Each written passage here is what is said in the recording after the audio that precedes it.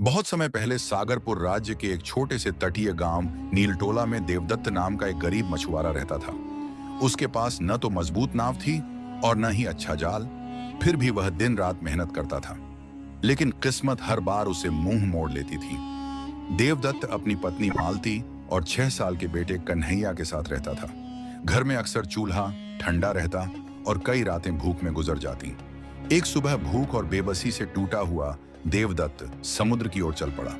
रास्ते में उसे एक पुराने बरगद के नीचे एक रहस्यमयी साधु मिला। साधु ने उसकी आंखों में छुपी पीड़ा को पहचान लिया और कहा कि कभी कभी गरीबी इंसान को गलत रास्ते पर जाने से बचा लेती है। लेकिन देवदत्त उस समय यह बात समझ नहीं सका। उस दिन शाम को देवदत्त ने आखिरी बार जाल डाला। जाल भारी लगा, लेकिन उसमें सिर्फ एक मछली थी। तभी समुद्र से एक सुंदर जलदेवी प्रकट हुई। उसने मछली लौटाने के बदले एक इच्छा पूरी करने का वचन दिया।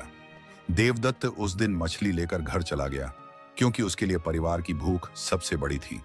अगले दिन वह लौटा और लालच में ऐसी इच्छा मांग बैठा कि सारी मछलियां सिर्फ उसी के जाल में आईं।